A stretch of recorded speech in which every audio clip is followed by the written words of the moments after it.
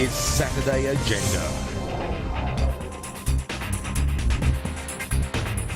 G'day and welcome to the final Saturday Agenda for 2013. I'm David Lipson. Well, a few days out from Christmas and the government has fairly quietly approved a $6.4 billion coal project in the Galilee Basin in Queensland for a company that's being run by none other than Clive Palmer, of course a crucial figure in the 44th Parliament, particularly once the new Senate comes in from July next year. Well, to discuss this and the rest of the day's issues, I'm joined now by the Parliamentary Secretary for Communications, Paul Fletcher, and the Shadow Minister for Financial Services, Bernie Ripoll. Thanks for your time today, gentlemen.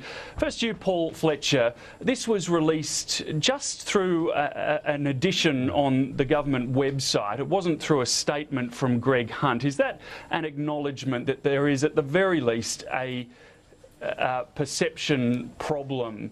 Okay, I'm told we're having some problems with Paul's audio. We'll come back to Paul Fletcher. Perhaps to Bernie Ripoll first of all. Do you see any problem with the government approving this process, seeing as, well, Clive Palmer is an elected member of Parliament, but he's also a businessman? You can't just block all environmental approvals, can you? Well, I think it's just strange and possibly a little bizarre that a government that says it's open for business wouldn't even make an announcement on something as big as and important as this is a $6 billion mine. You think that the government would actually put out a media statement or do something a bit more substantial than just a simple addition to the website. It's just passing strange. I think this is a government in the last 3 months hasn't quite worked out what its role is yet. Whether it's in government or whether it's still in opposition, whether it's open for business or whether it's shutting workers down. So this is a government that's very confused. I just find this completely bizarre at this point in time. Paul Fletcher, do you concede that there is at the very least a problem with perception when it comes to Clive Palmer that needs to be managed, if you like, seeing as he is, well, a big businessman but also a crucial member of Parliament?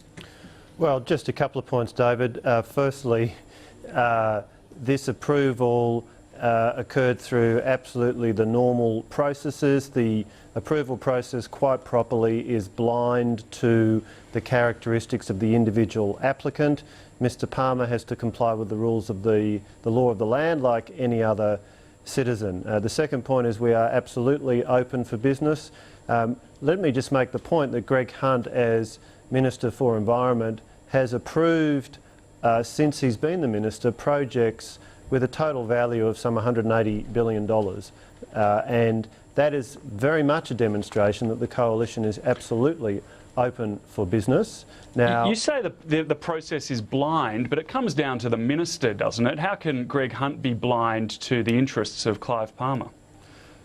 Let me just also make the point, Mr Palmer is an independent member of Parliament, so to the extent there's any suggestion, I thought I heard some suggestion in what Bernie had to say that there was some question mark here. Let's make it absolutely clear. Mr Palmer is an independent member of Parliament. The Coalition has no responsibility for Mr Palmer. The Coalition has no brief for Mr Palmer. Now, if Mr Palmer or anybody else puts forward an application under the law of the land requiring an environmental approval, as he has done in relation to this particular coal project in Queensland, then that will be considered on its merits in accordance with the legal requirements. That's what's been done here by Environment Minister Greg Hunt, just as he has considered many other projects over the time that we've been in government, and just as he has approved other projects subject to conditions, I might add. There's nearly 50 conditions that have been imposed here because, as ever, what is important is to ensure that environmental standards and protections are maintained while going forward with projects that improve Australia's prosperity and create jobs. And this project, I understand from what its proponents have said, is likely to involve many jobs for Australians and significant export earnings, and that of course is a good thing. But ultimately the decision is for the Minister weighing up the environmental considerations, and that's what Mr Hunt has done here, as he has done in respect of many other applications that he's considered since he's been the Minister. Bernie Ripoll, like I said, I suppose in my first question, you can't just shut down all of Clive Palmer's or put on hold all of his interests just because he's an important member of Parliament, can you? Well, I don't think anyone's questioning any of that. I think what's strange here is a government that says it's open for business, something as big as and important as this decision is done on the quiet. It's done well, not quite in secrecy, but there is certainly no media statement, no media release, no announcement. You'd think that something worth $6 billion would be worth a mention other than just a simple addition to a website. It's just strange. This is a government that is not quite sure where it's at yet, and this is just another example of it, I think. OK, let's look at the car industry. And the Productivity Commission released an interim report yesterday. Too late, of course, to save Holden and potentially the rest of the car-making industry, Toyota and the like.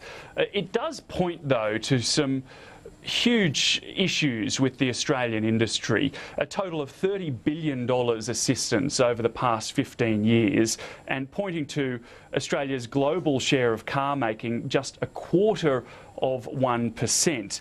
Paul Fletcher, do you see this report as vindication for paring back taxpayer assistance in the industry?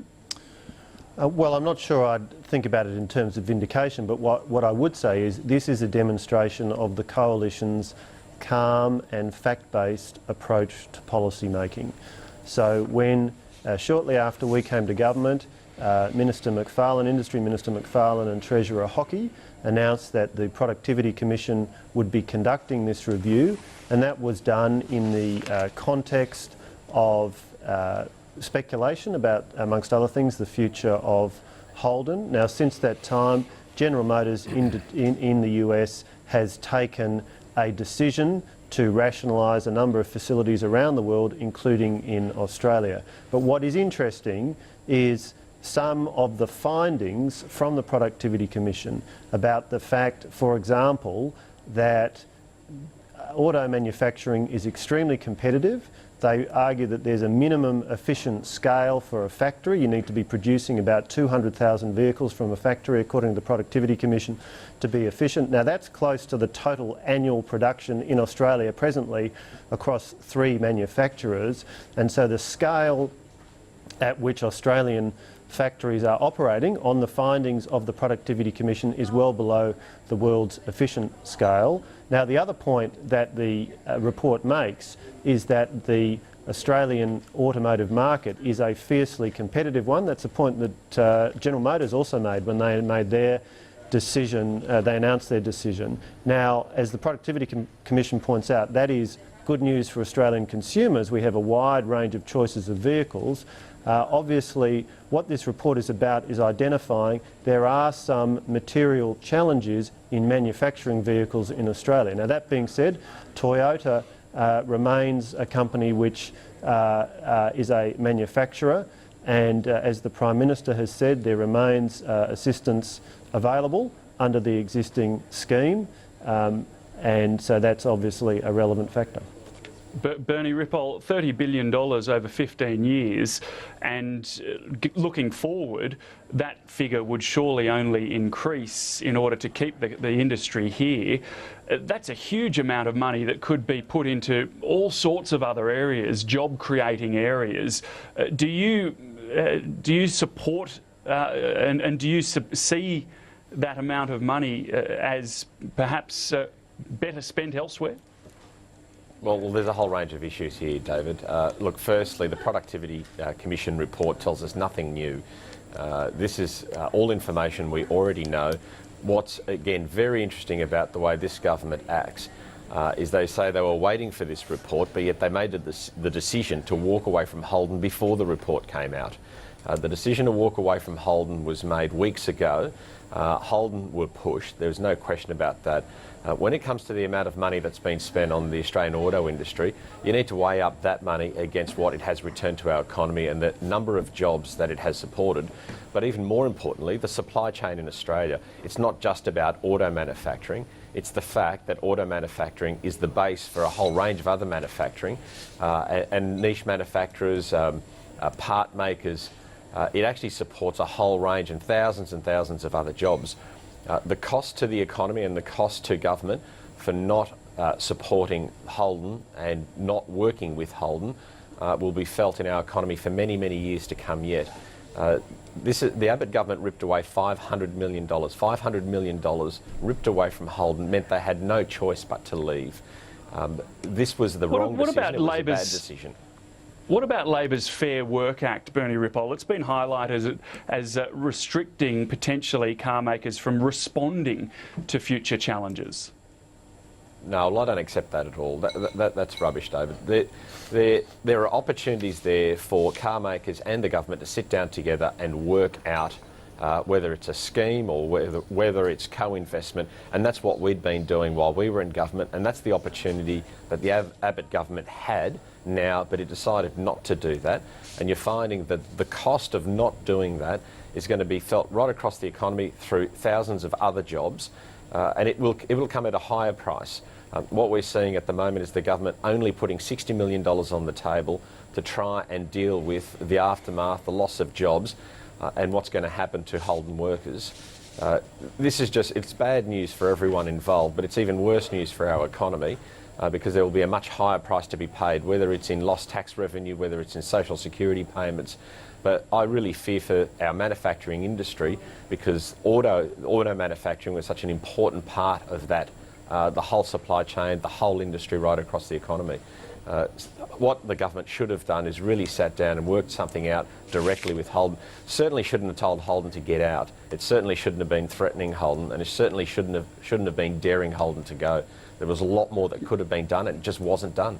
David, it really just does sound, doesn't it, like Bernie hasn't even bothered to look at this report, because he hasn't, in what he's said there, engaged with any of the factual observations that have been made by the Productivity Commission about the intense global competition and the fact that the Australian market is a very small one. We are subscale, and these are important facts. The Abbott government will make decisions based on the facts. The other point I make is... But you made the decision before the report came out. You made a decision. This was a decision taken by General Motors globally at the time that they also took decisions in relation to a number of other markets where they decided they were subscale. Gentlemen, we will have to leave it there. We are out of time. I had a few other topics to get through, but we sunk our teeth into those ones pretty well. Thanks so much for your time today and also throughout the year. We look forward to 2014. Merry Christmas.